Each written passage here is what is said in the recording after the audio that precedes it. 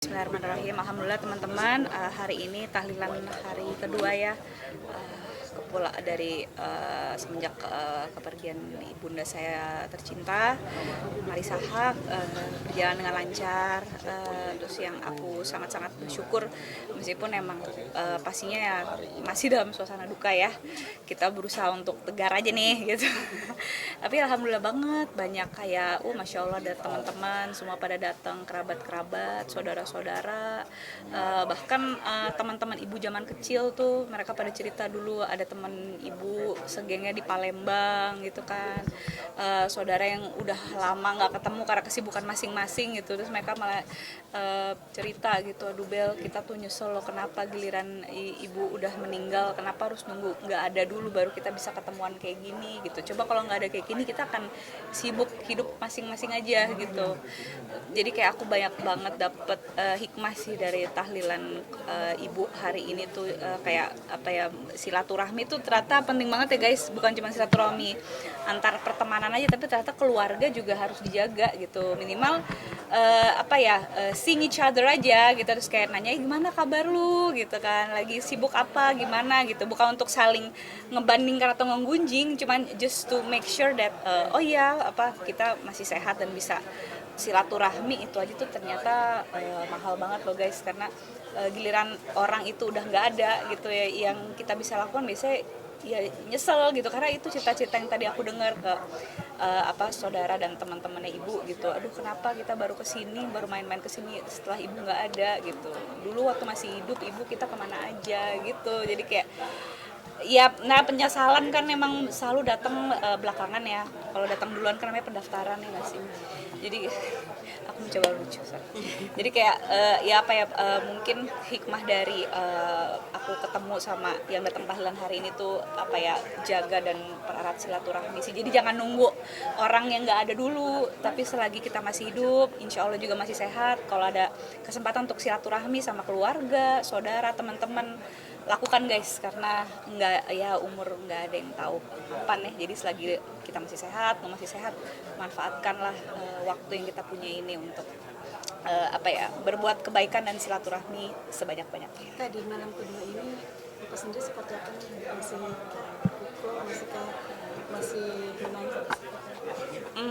Kalau lagi ngumpul-ngumpul kayak gini, karena kan suasananya rame ya, jadi tapi tadi siang masih sih nangis gitu, karena kan kadang orang suka cerita kebaikan ibu, kan kita jadi ikut mellow juga ya, karena dengar kebaikan ibu tuh dari orang lain gitu, which is kita tahu ibu kita seperti apa, cuman ternyata ibu saya tuh masya Allah banget, almarhumah tuh sangat berarti sekali ternyata di hati banyak orang gitu, di hati teman-temannya, di hati mahasiswa-mahasiswa yang pernah diajarin, yang pernah jadi pembimbing, dia bimbing gitu ya. Itu ternyata ibu saya masya Allah banget meninggalkan kesan yang luar biasa sekali gitu. Dan ketika ibu pergi tuh aku jadi ngerasa ternyata mereka kehilangan sekali ya gitu, mereka yang lebih histeris nangisnya dari saya gitu. Itu kan kadang hal-hal kayak gitu yang ngebuat ayah, Ciki sama aku juga jadi ya kita ya pasti ke bawah suasana lah ya, jadi karena orangnya udah nggak ada gitu loh. Jadi kita di hari kedua ini ya pasti ya masih ya, kalau sedih pastilah ya, itu kayak nggak akan pernah hilang banget gitu. Cuman di hari kedua ini dia sudah lebih tenang gitu, karena kita udah makan juga, kita udah bisa dikit-dikit makan minum. Kalau kemarin tuh nggak bisa makan minum sama sekali, tidur aja kita baru bisa tadi malam gitu, karena kan ibu saya kan meninggalnya kan divonis meninggalnya tuh jam 12:30 atau jam 12 gitu. Dan itu abis itu ya, dari proses pemandian jenazah sampai pengkafanan sampai penguburan tuh seharian kita nggak tidur sama sekali gitu. Dilanjutin sama tahlilan juga, itu jalannya kayak ngimpi banget gitu, shock kan, kita udah shock, terus bingung kayak harus ngapain. Untungnya banyak teman-teman dan saudara yang bantuin gitu kan, tapi mau makan aja tuh nggak enak gitu, minum juga ya yang penting ya keisi aja badan, karena kan harus diisi, kalau nggak lemes kan gitu. Cara menguatkan satu sama lain, kakak, papa dan adik kakak sendiri, Kak Ciki, gimana? Cara dengan ngobrol sih, cara menguatkan. Kayak tadi tuh kita kayak sempat ngobrol bertiga gitu, terus ayah bilang kita tuh harus sering ngobrol kayak gini ya, kalau ada perasaan yang ngeganjel dikeluarin aja, karena kalau misalnya nggak dikeluarin nanti malah kamu stres sendiri sendiri gitu. Jadi ya kita kayak berusaha jujur aja sih sama diri sendiri ya, kalau emang masih sedih ya udah nangis aja nggak apa-apa, even cowok pun nangis menurut aku nggak apa-apa loh ya kan. Karena itu yang bilang katanya toxic masculinity kalau anak-anak sekarang bilang kan, yang kayak apa, cowok nggak boleh nangis ya, cowok kan manusia juga, kalau lo nangis sih nggak apa-apa lah, orang sedih masih ditahan ya malah nanti sakit sendiri. Jadi kayak udah nggak apa-apa, give your time to grieve gitu kan. Kalau emang pengen nangis ya nangislah seperlunya gitu, kalau ada yang mau diomongin omongin aja, kita harus saling menguatkan karena itu sebenarnya manusiawi sebenarnya, and it takes time untuk bisa memproses semua ini. Jadi itu sih caranya kan, saling jujur dengan perasaan satu sama lain, ngobrol, komunikasi gitu. Dan emang gak ada yang mudah, tapi ya kalau kita lewatin ini bersama-sama insya Allah pelan-pelan bisa. Yang paling berasa tuh apa sih Kak, maaf gitu, apalagi ketika malam datang gitu kan. Iya itu, pas malam ya kerasa lah, apalagi bapak gua biasanya dia tidur di sebelahnya istrinya gitu kan. Kemarin kita tidur bertiga karena banyak orang-orang yang pesan juga kan ya, kalau malam kan udah orang udah pada pulang apa segala macam, ayah tuh harus ditemenin gitu. Dan emang malam pertama itu ya masih lah nyesek, nangis, adik saya juga nangis gitu. Terus sampai mereka berdua bilang ke saya, Bella kok tabah banget ya. Sebenarnya nggak tabah juga sih, cuman ya gue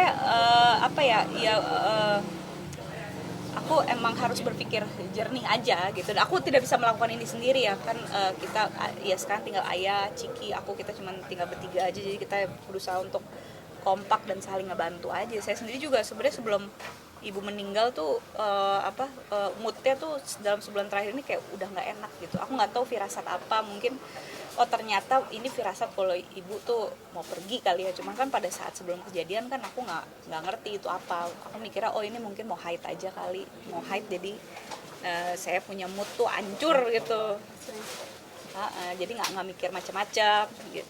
Tapi mungkin ya kalau firasat nggak tahu ya mungkin udah ada duluan apa gimana gitu. Jadi pada saat kejadian tuh aku baru ngerti gitu, apa ini ya pertanda ibu mau pergi ya, makanya aku dibikin sebulan terakhir nih mood aku nggak enak gitu. I don't know, ini mungkin pada saat kejadian tuh aku kayak udah nggak lebih siap juga sih, nggak siap gue sebenarnya. Cuman mungkin orang-orang saya bilang kalau tabah banget sih Bel, aku nggak tahu ya. Ya beda-beda aja orang memprosesnya gitu. Kalau mudah sih nggak ada yang mudah lah. Kita berusaha jadi orang yang lebih baik aja. Sama kalau kalian masih ada orang tua guys, please dijaga orang tuanya, disayangin, dikontak. Kalau misalnya udah nggak ada, dikirimin pakai doa, karena ya cuman itu yang bisa nolongin mereka kalau udah nggak ada sih. Dan kalau masih ada, sering-sering tanya kabarnya, dijenguk lah gitu. Jangan pas kalau mau aja baru dijenguk ya, tapi kalau bisa sering mungkin kunjungin orang tua kalau kalian masih punya. Sayangin orang tua kalian guys, waktu nggak ada yang tahu sampai kapan.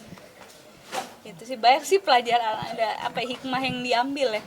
Baru bisa bener-bener ngomong seperti ini pas aku gue hari ini jadi anak piatu juga, damn gitu. Tapi aku jadi ngerti rasanya bagi teman-teman aku yang udah duluan mengalami gitu ya. Dulu aku juga paham sih ya, waktu itu berharga, nggak ada yang tahu kita bisa sampai kapan sama orang tua gitu. Tapi begitu gue ngerasain gitu, kenapa nggak lebih lama lagi gitu. Tapi ya palingnya kita udah berusaha melakukan yang terbaik gitu kan. Emang udah takdir aja, jadi ya sekarang berusaha untuk menerima takdir yang udah digarisin sama Allah aja. Kak, ibu pernah nge-share mimpi-mimpi terdekat atau yang ini nggak sih ke Kalau mimpi-mimpi terdekat sih aku nggak tahu ya. Soalnya kan kadang kan ibu juga suka cerita. Ibu cerita tuh nggak cuma sama aku doang gitu, kadang sama Ciki, sama ayah, sama teman-teman yang dia sering ngajak ngobrol. Jadi mungkin ada hal-hal yang aku nggak tahu, tapi mereka tahu gitu. Kayak waktu itu ibu bilang sama Ciki, adik saya, sebelum ibu meninggal tuh dia sempat pesan, katanya ibu nanti kalau meninggal mau dikubur di tanah kusir, biar nanti Bella sama Ciki sama ayah bisa sering-sering jenguk gitu. Ya kan gitu nih, kita nggak enak ya, kayak bu ngomong apaan sih bu. Waktunya Gitu. berapa minggu atau berapa bulan? Katanya Ciki sih kayak 2 minggu sebelum gitu. Dan ibu tuh emang udah sering ngomongin tentang kematian sih, kayak dia kepengen meninggalnya dipermudah, nggak mau nyusahin siapa-siapa gitu. gitu ya. Kayaknya sih dikabulkan sih ya permintaan dia gitu. Makan ya namanya orang kan ya nggak usah cepet-cepet lah Bu gitu ya, emang pasti bakal mati juga, cuman kan ya kalau bisa jangan cepet-cepet dulu lah gitu kan, kita kan masih pengen ngapain gitu, kayak waktu kan dia ngatur ya. Ada sesuatu yang berbeda nggak sih Kak, perubahan dari ibu sendiri gitu di masa-masa terakhir gitu? Masa-masa terakhir aku ngelihat dia cukup bahagia ya, meskipun dia sempat sakit ngedrop gitu, waktu itu sempat kayak diinfus karena beliau dehidrasi dan mungkin ada demam sedikit kalau nggak salah gitu. Cuma kan ibuku emang kadang namanya orang tua kan sering ngedrop, jadi aku tuh bilang ya udah Bu, kalau emang dehidrasi, aku juga kemarin diare kan, dia bilang diare, aku juga kemarin baru diare Bu gitu, ya itu emang harus bed rest gitu, istirahat Bu gitu. Emang diare kan kemarin lagi banyak banget tuh, jadi aku nggak ngerasa itu penyakit yang serius gitu kan. Nah bener tuh setelah diinfus kan dimasukin cairan, besoknya udah mendingan beraktivitas lagi, ngajar dari jam 7 pagi sampai sore. Even sampai sehari sebelum dia meninggal pun juga masih ngajar pulang ngajar tuh juga dia bahkan sempat pesan makanan via online gitu, minta tolong sama orang rumah aku, masih makan kayak biasa gitu, katanya badan saya udah enakan nih, pengen dia pesan makanan gitu. Udah selesai makan gitu kan, ngobrol, terus katanya orang di rumah sempat dikasih mukena, ini mukenanya buat kamu aja gitu. Terus dia itu naik ke atas mungkin mau mandi gitu, terus habis mandi kan dia biasanya kalau udah pakai piyama siap-siap mau tidur kan suka kadang diskusi bimbingan sama baca Quran gitu kan. Nah itu mungkin pas lagi baca Quran itu dia kayak ketiduran atau gimana, nah mungkin yang pas lagi tidur itu lewat dia gitu. Kita juga taunya tuh ayah tuh naik ke kamar kan, itu kan kondisinya kita kan jam 9 baru pulang syuting kan, aku sama ayah. Ciki baru pulang fitness ternyata katanya, itu malam juga. Nah ayah itu ke kamar baru sekitar jam 10, aku nggak tahu jam 10 apa jam 11-an gitu. Dia baru nyadar ibu tuh kayak kok kayak nggak bergerak gitu, itu sekitar setengah 12-an. Tapi mungkin sebelum jam setengah 12 dia udah hilang kali ya, cuman ya kita baru taunya jam segitu. Terus ayah langsung panik kan, manggil Ciki gitu, Ciki manggil aku, terus aku langsung bilang langsung minta tolong anak laki-laki bantuin gotong ibu karena Ciki sama ayah udah lemes kan. Dimasukin ke mobil, dibawa ke RS Premier Bintaro, pas di sana divonis ibu udah nggak ada gitu. Itu di meja kantor atau di kasur di atas? Di tempat tidur, di kasur kan posisinya ya, kalau orang kan habis pulang kan mandi, terus kan ya biasa kan dia tiduran gitu, mau istirahat kayak mau tidur aja, cuman ya ini kebetulan tidurnya yang nggak dibangunin lagi. Berarti dia udah membersihkan dirinya dulu ya? Iya, hopefully sih gitu. Ya meskipun kita habis itu ya mandiin jenazah juga sih, itu adik saya juga mendampingi luar biasa banget. Iya dimandiin lagi, cuman kayaknya sih sebelum itu dia ya hopefully sih udah bersih-bersih. Kak, maaf, itu soal yang Al-Quran itu di pangkuannya berarti? Pokoknya aku yang ngelihat kejadian awal ibu beku kan ayah. Aku nggak tahu tuh posisi Al-Qurannya ada di mana, yang jelas kan dia tuh kayak apa ya, mungkin ada meja kecil gitu di tempat tidur atau gimana, atau mungkin Al-Quran ditaruh di sebelah dia ya kayak orang lagi baca aja. Dia kalau mau tidur kan orang ada yang suka baca buku, nah itu Al-Quran tuh katanya ada di deket dia kayak gitu. Ini orang kok kayak tidur tapi kok posisi sama mukanya kok aneh gitu, makanya ayah panik di situ. Nah itu sekitar jam setengah 12-an lah gitu.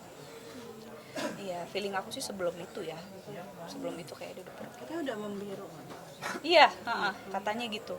Ya, kita kan masih denial, orang dia paginya masih ngajar kok gitu. Dia bilang katanya badannya udah enakan, ya udah. Kalau nggak enakan kan ya kita pasti suruh istirahat. Jadi udah ngajar berarti udah kuat dong ya kan. Terus masih sempat pesen makanan juga gitu sebelum ke atas.